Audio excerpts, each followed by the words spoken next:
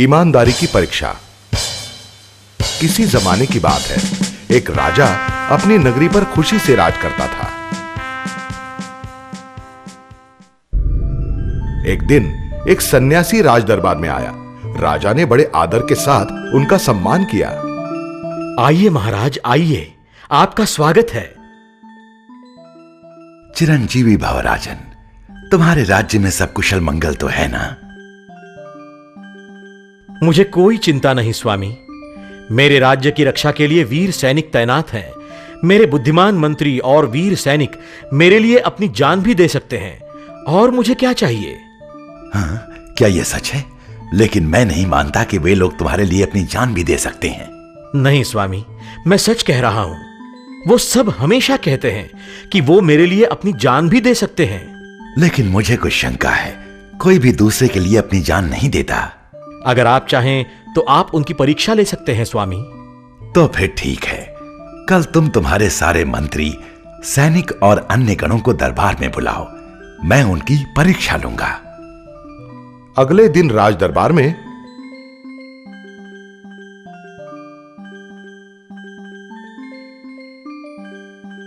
सभी लोग हाजिर हो गए।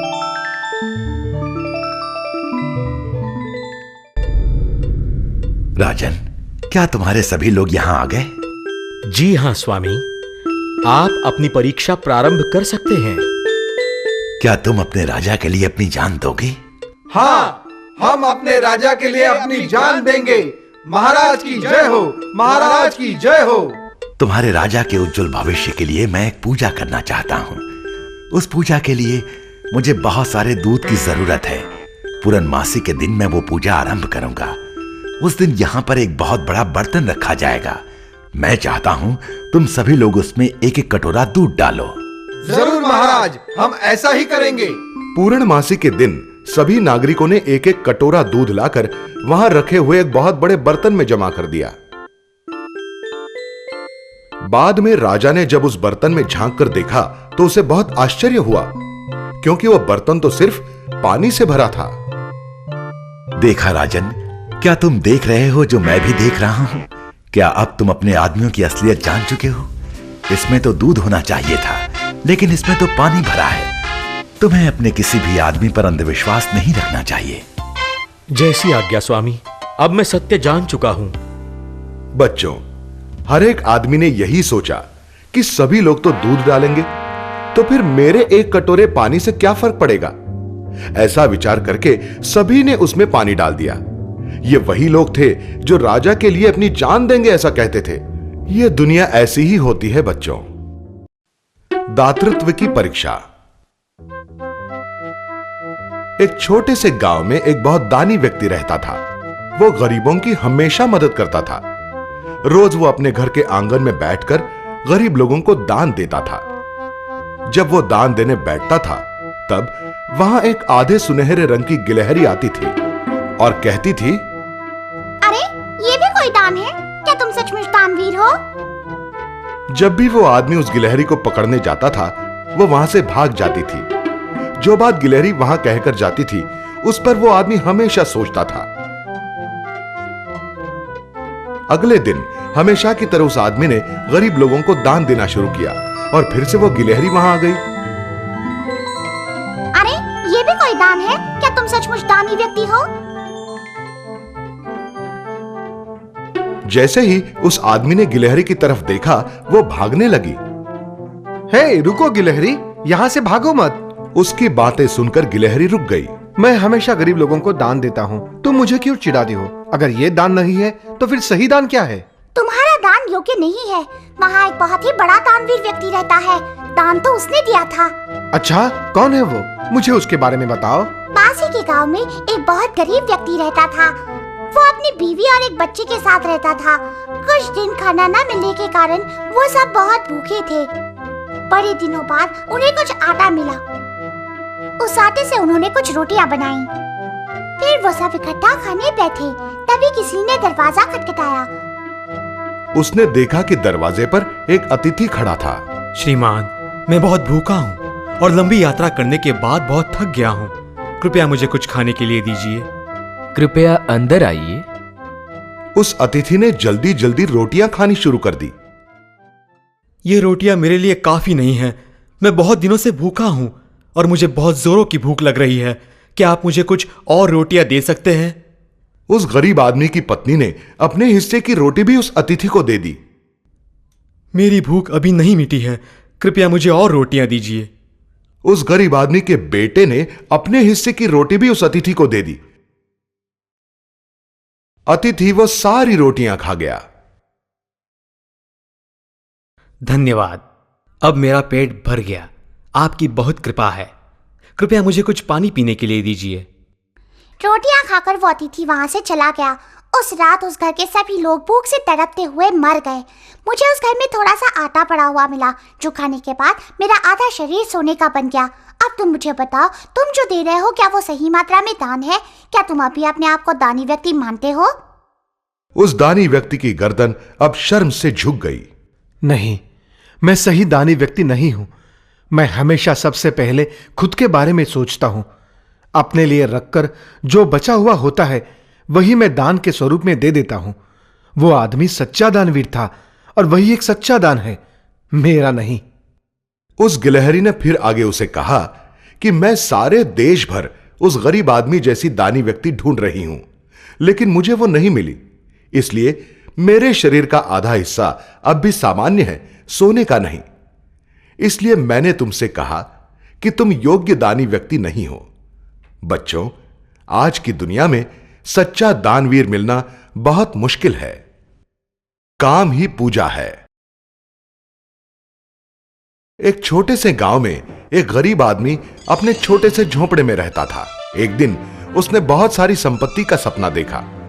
जागने के बाद उसने सोचा कि काश उसके पास कोई ऐसा राक्षस होता जो उसकी हर इच्छा पूरी कर देता। यही इच्छा मन में रखकर वो जंगल में एक सन्यासी के पास गया, जो एक पेड़ के नीचे बैठे थे। उस आदमी ने उन्हें प्रणाम किया। क्या चाहिए तुम्हें? तुम मेरे पास क्यों आए हो? स्वामी जी, मैं चाहता हूं कि कोई राक्षस मेरे लिए काम करे। तुम काम से इतना भाग क्यों रहे हो? काम ही पूजा है। जाओ, तुम तुम्हारा काम करो। वो आदमी चला गया, लेकिन अगले दिन वो फिर उस सन्यासी के पास गया और उनसे वही मांग की। ठीक है, मैं तुम्हें एक मंत्र सिखाता हूं। उस मंत्र को पढ़ने से एक राक्षस तुम्हारा काम करने के लिए प्रकट होगा, लेकिन उस राक्षस को तुम कभी भी बिना काम के नहीं रख सकते। उसे हमेशा काम देना। अगर मैं उसे काम नहीं दे सका तो वो तुम्हें ही खा जाएगा। ठीक है, कृपया आप मुझे वो मंत्र सिखाइए।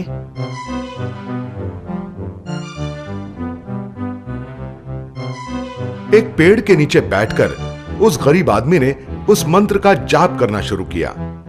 अचानक वहां धुएं से एक राक्षस प्रकट हुआ। मैं तुम्हारा गुलाम हूं, लेकिन तुम मुझे हमेशा काम देते रहना। अगर तुमने मुझे काम नहीं दिया तो मैं तुम्हें ही खा जाऊंगा। तो मेरे लिए एक राजमहल बनाओ। उस राक्षस ने हवा में अपना हाथ हिलाया और वहां एक राजमहल बनकर खड़ा हो गया। ये लो तुम्हारा महल। मुझे अनगिनत संपत्ति, बहुत सारे गहने, हीरे जवाहरात ला कर दो। राक्षस ने फिर से हवा में हाथ हिलाया। ये लो तुम्हारी संपत्ति। उस आदमी ने जंगल की तरफ इशारा करते हुए कहा, वहां मेरे लिए एक सुंदर नगर निर्माण करो। ठीक है, ये तो मैं चुटकी में कर दूंगा। राक्षस ने फिर से अपना हाथ उठाया। देखो, तुम्हारा नगर तैयार हो गया। ठीक है, मुझे कुछ और काम दो, नहीं तो मैं तुम्हें ही अपना भोजन बना लूंगा। अब तो उस गरीब आदमी के पास उस राक्षस को देने के लिए कोई काम नहीं बचा था। उस राक्षस ने उस गरीब आदमी को परेशान करना शुरू किया। किसी तरह से उससे पीछा छुड़ाकर वो गरीब आदमी फिर से उस सन्यासी के पास मदद मांगने के लिए दौड़ा। महाराज, कृपया मेरी मदद कीजिए, वो राक्षस मुझे मार देगा। क्या हुआ? वो राक्षस मेरा पीछा कर रहा है। मैं उसे कोई भी काम देने में असमर्थ हूं। कृपया मेरी मदद कीजिए। तुमने मेरे कहने पर ध्यान नहीं दिया और अब यह तुम्हें भुगतना ही पड़ेगा। पर ठीक है, चलो, मैं तुम्हें इस परिस्थिति से निकलने का मार्ग बताता हूं, लेकिन इसके बाद अपने जीवन में अपनी बुद्धि का इस्तेमाल करना सीखो। जाओ, कहीं से एक कुत्ता ले आओ। वो कुत्ता उस राक्षस को दे दो। वो गरीब आदमी कहीं से एक कुत्ता ले आया। उस राक्षस से कहना कि इस कुत्ते की पूंछ को सीधा करे। कहां गए थे तुम? चलो मुझे काम दो, नहीं तो मैं तुम्हें खा जाऊंगा। तुम मुझे नहीं खा सकते, मैं तुम्हें काम दे रहा हूं। इस कुत्ते की पूंछ सीधी करो। ये तो मैं चुटकी भर में कर दूंगा। उस राक्षस ने कुत्ते की पूंछ को सीधा करने की बहुत कोशिश की, लेकिन वो नहीं कर सका। आखिर वो राक्षस वहां से भाग गया। वो आदमी फिर से एक बार गरीब हो गया। देखा, तुम्हारे लालच से तुमने अपने लिए मौत का रास्ता चुना था। बच्चों, देखा तुमने, अपने लालच के कारण उस आदमी ने अपने आप को कैसे मुश्किल में डाल दिया। इसीलिए मैं चाहता हूं कि तुम सब खूब काम करो और हमेशा काम को ही अपनी पूजा समझो। बुद्धि चातुर्य।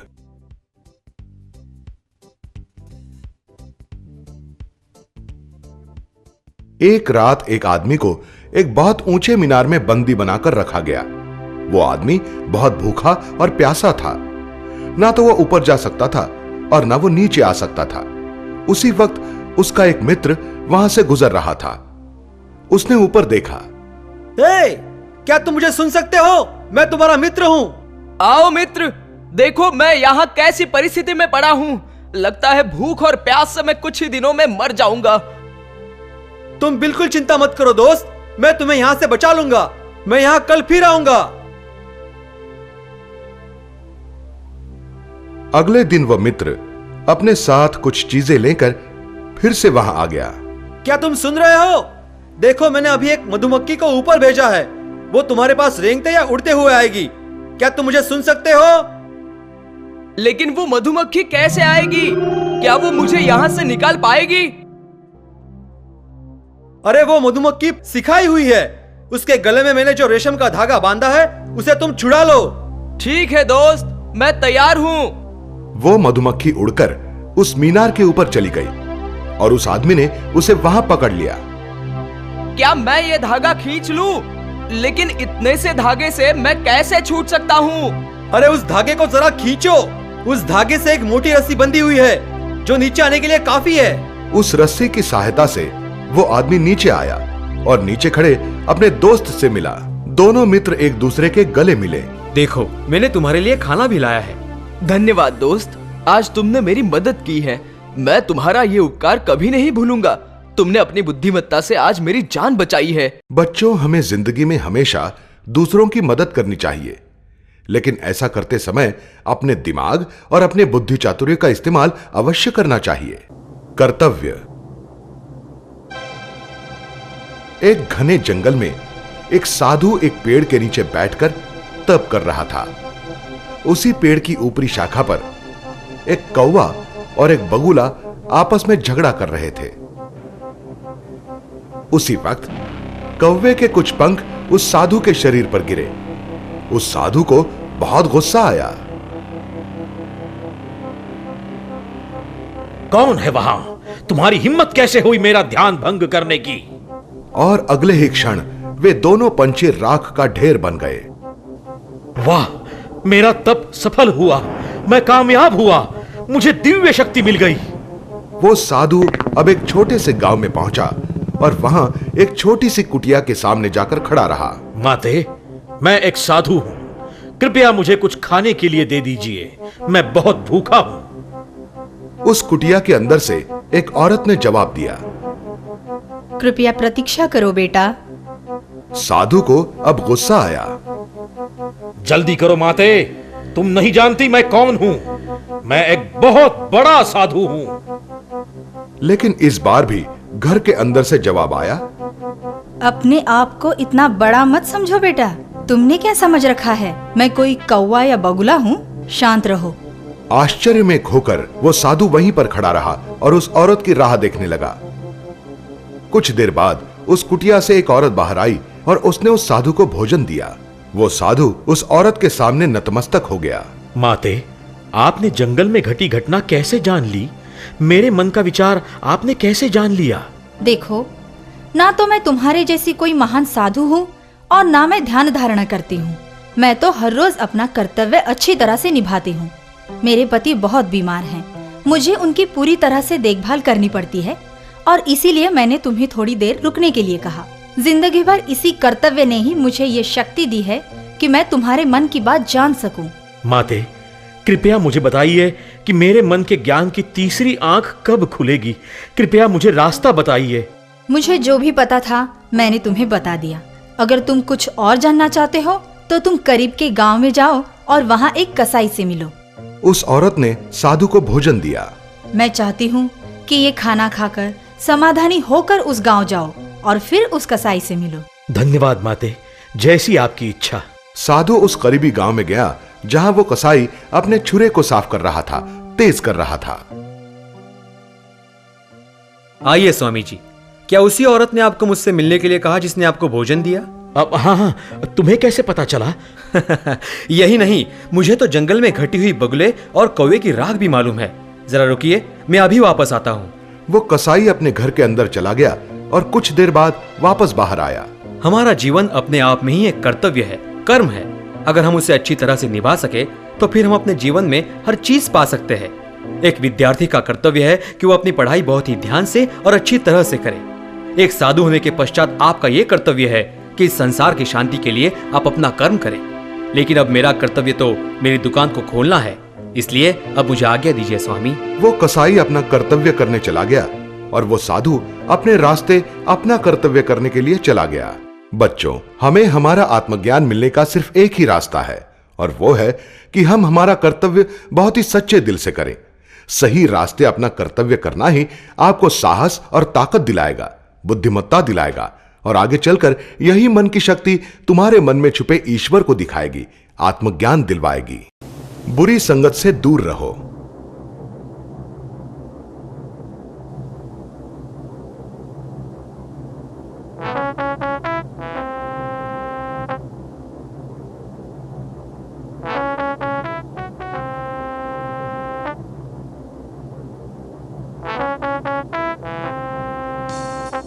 एक घने जंगल में एक नदी में एक मगरमच्छ रहता था। उस नदी के किनारे पेड़ों पर बहुत सारे बंदर रहते थे। उन बंदरों में एक बंदर नदी में रहने वाले मगरमच्छ से दोस्ती करना चाहता था। जैसा उस बंदर ने चाहा, वो मगरमच्छ बंदर का दोस्त बन गया। उन्होंने रोज एक दूसरे से मिलना शुरू किया। हे दोस्त, कहाँ थे तुम इतनी देर? मैं तुम्हारी यहाँ कब से राह देख रहा हूँ। तुम अब तक पानी में क्यों हो? चलो बाहर आ जाओ। अरे मैं तो वहाँ किनारे पर हर रोज आता हूँ। एक दिन तुम ही पानी में क्यों नहीं आते? मेरा घर उस किनारे पर है। तुम आज तक कभी मेरे घर नहीं आए। मेरे घर के पास बहुत सारे वृक्ष हैं और तरह तरह के फल हैं। चलो आज तुम मेरे साथ मेरे घर आ जाओ। पेड़ की शाखा से उतरकर बंदर नदी किनारे पर आ गया। अरे दोस्त, तुम्हारी पीठ पर बैठकर तुम्हारे घर जाने के लिए मुझे बहुत आनंद होगा। लेकिन सिर्फ तुम ही मेरे दोस्त हो, बाकी के मगरमच्छ नहीं। उन्होंने मुझे खा लिया तो? अरे तुम इतने डरते क्यों हो? मैं हूं ना तुम्हारे साथ। क्या मैं तुम्हें उनसे नहीं बचाऊंगा? ठीक है, मेरे माता पिता से इजाजत लेकर मैं कल यहाँ फिर आ जाऊंगा। वो बंदर खुशी से कूदते हुए अपने माता पिता के पास गया।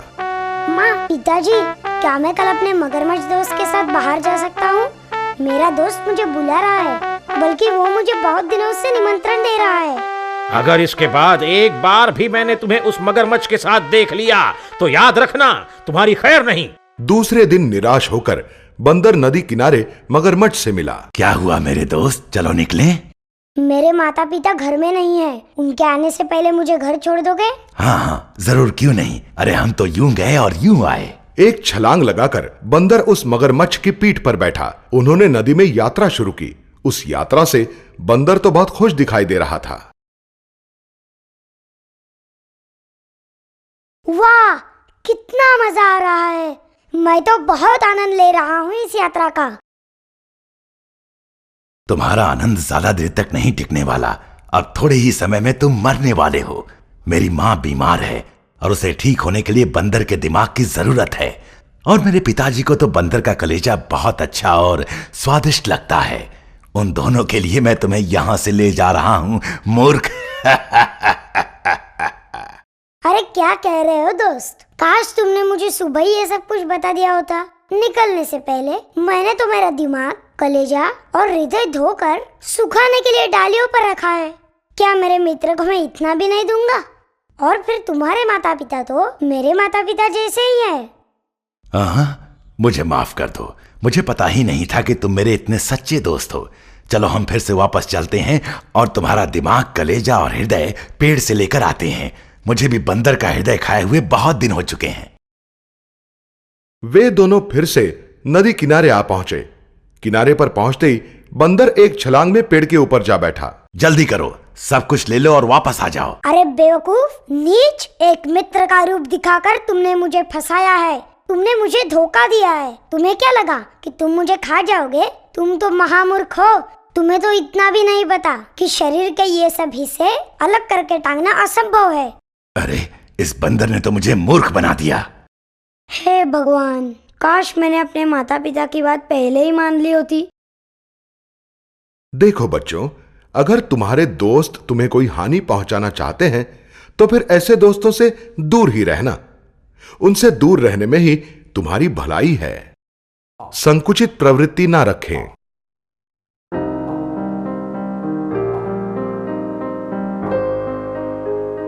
एक छोटे से कुएं में बहुत सारे मेंढक रहते थे। उनमें से एक मेंढक छोटे छोटे कीड़े खाकर बहुत मोटा हो गया था। एक दिन बड़े समुद्र में रहने वाला एक मेंढक उसी कुएं में आया।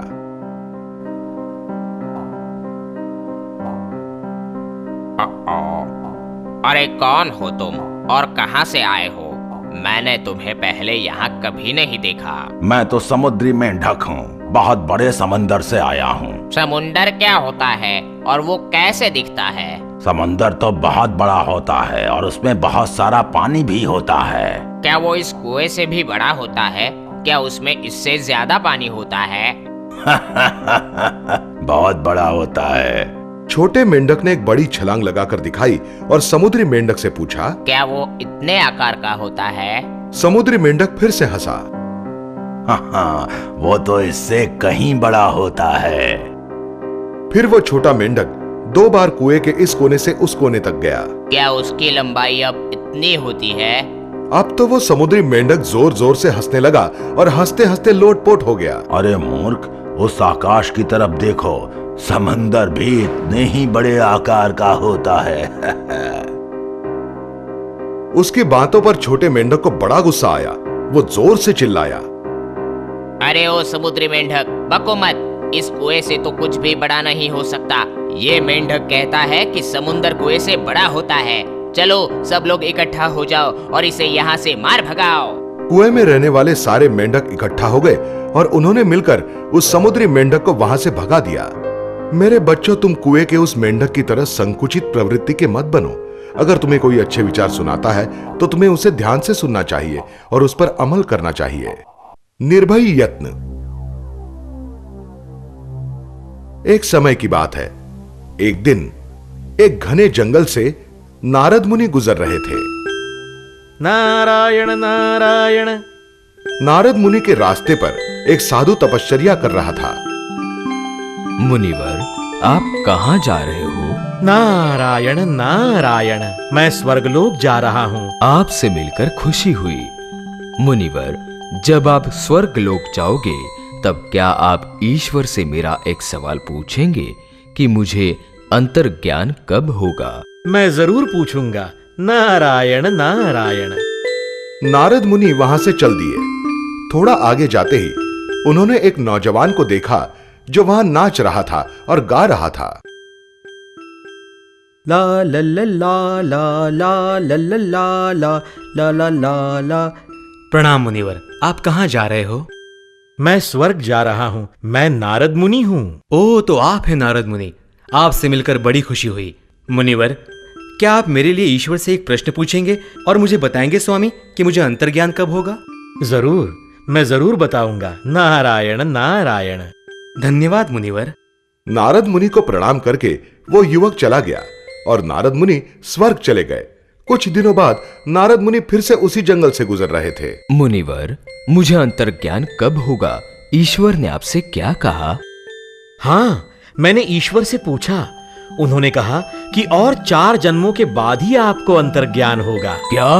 और 4 जन्म? मैं यहाँ कई सालों से तप कर रहा हूँ। और अब मुझे ये सुनने को मिल रहा है। नारायण नारायण। प्रणाम मुनिवर।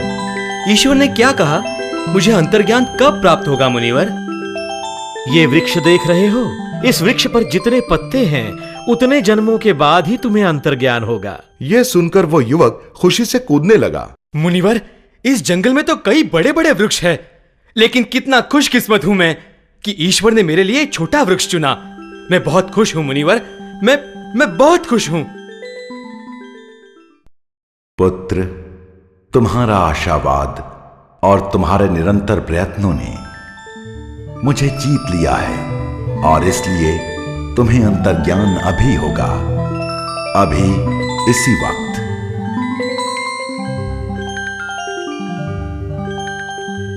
देखा बच्चों, उस युवक को अपने अथक परिश्रमों का आशावाद का पुरस्कार मिला।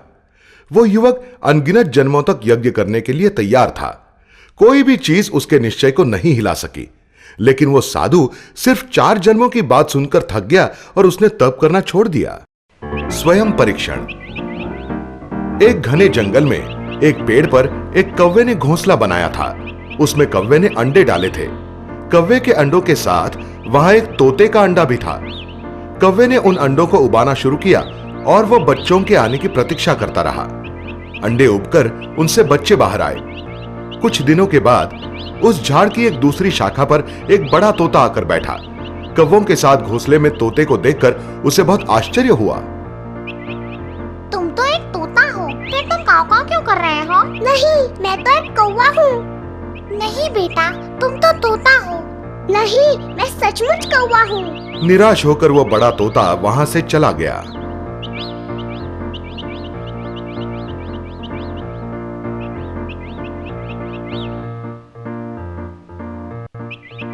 अपने घर जाकर उसने सभी तोतों को ये वार्ता सुनाई। वहाँ दूर एक पेड़ पर एक कौवे के घोंसले में तोता रहता है। वो खुद को कौवा समझता है। इतना ही नहीं, वो कौवे की तरह काव काव भी करता है। ऐसा करते हैं, हम सब साथ चलते हैं और उस बच्चे को यहाँ हमारे साथ लेकर आते हैं। सभी तोते इकट्ठा होकर उस बच्चे को लाने के लिए निकल पड़े। वे सारे तोते उस पेड़ पर गए जहाँ उस कौवे का घोंसला था। सभी तोतों ने वहां बैठकर की ऐसे तोतों की आवाज में बोलना शुरू कर दिया।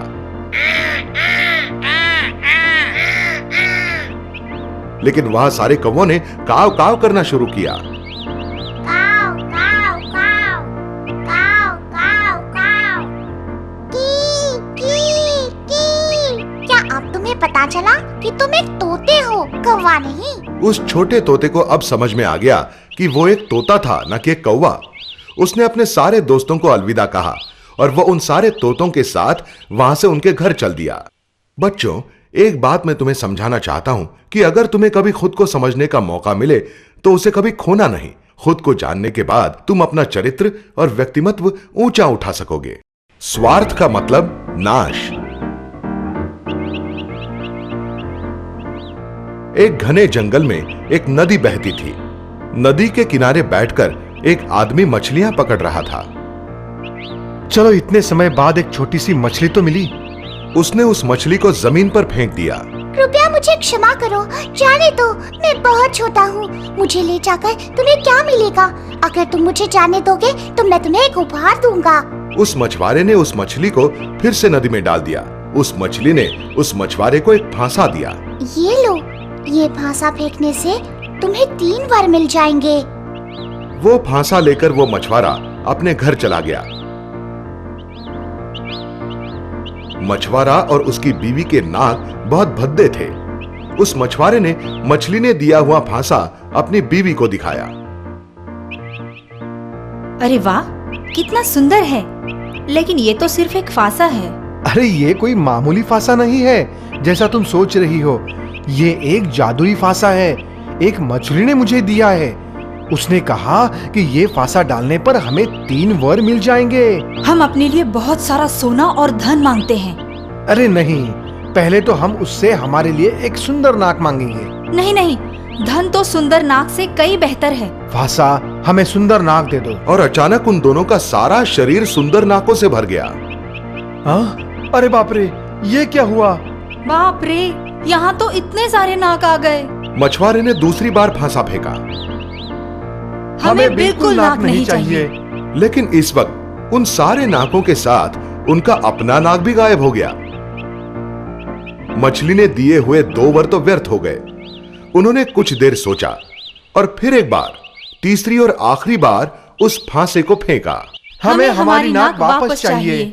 अब उन दोनों को खुद की नाक वापस मिल गई, लेकिन अब तीसरा वर भी व्यर्थ हो चुका था। हे भगवान, हमारी मूर्खता से हमने तीनों वर खो दिए हैं। कितने मूर्ख हैं हम। बच्चों, शायद अब तुम जान चुके होंगे, अति लालच बहुत बुरा होता है। अपनी जरूरत से ज्यादा किसी भी चीज की मांग ना करो। तुम्हें जो चाहिए वो तुम्हें मिल सकता है, लेकिन याद रखो, अति लालच के साथ मुसीबतें भी आती हैं।